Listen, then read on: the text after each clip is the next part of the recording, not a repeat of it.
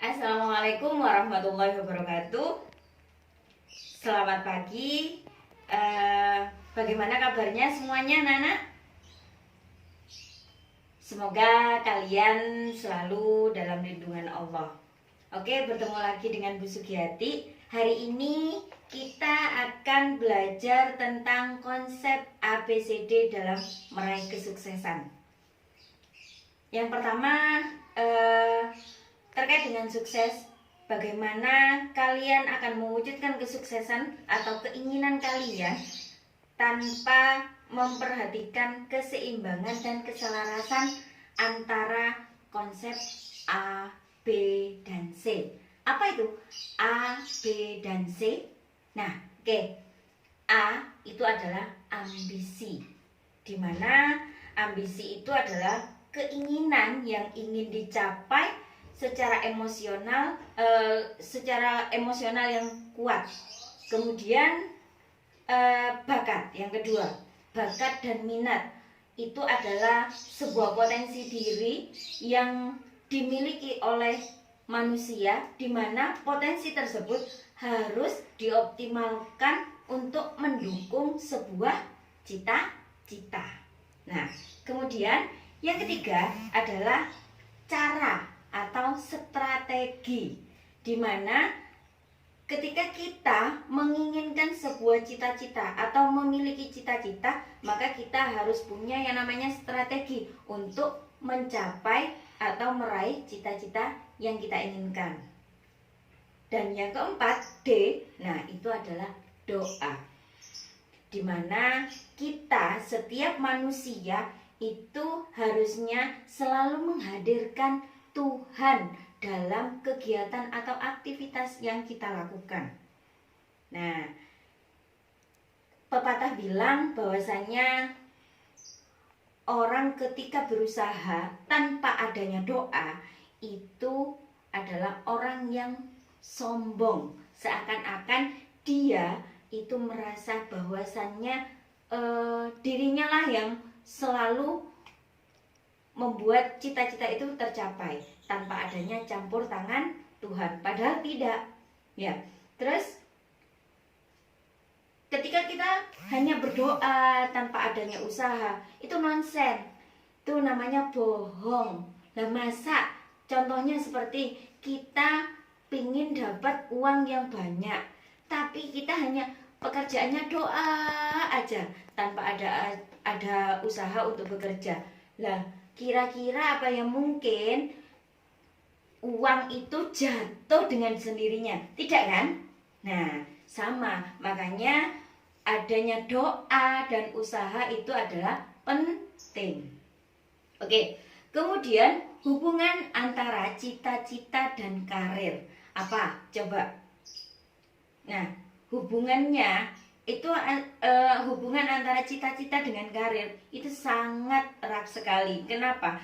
Ketika kita memiliki cita-cita, yang pasti nantinya akan berkaitan dan kita akan memilih sebuah karir. Oh, cita-citaku di sini, berarti aku karirnya harus di sini.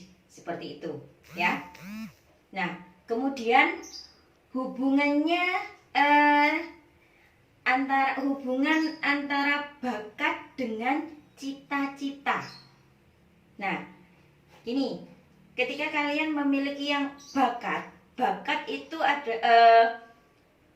adalah sesuatu hal yang menonjol, ya.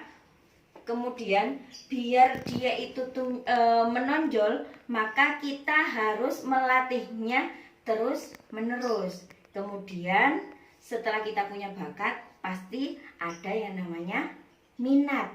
Nah, minat itu akan ketika kita sudah berminat, nah pasti yang namanya cita-cita itu akan nyambung. Kemudian yang ketiga adalah hubungan cita-cita dengan cara atau strategi.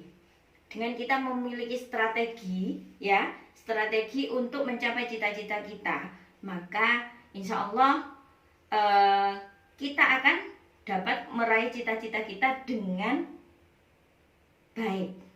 Kemudian yang terakhir, jangan lupa adalah doa, hubungan cita-cita kita dengan doa.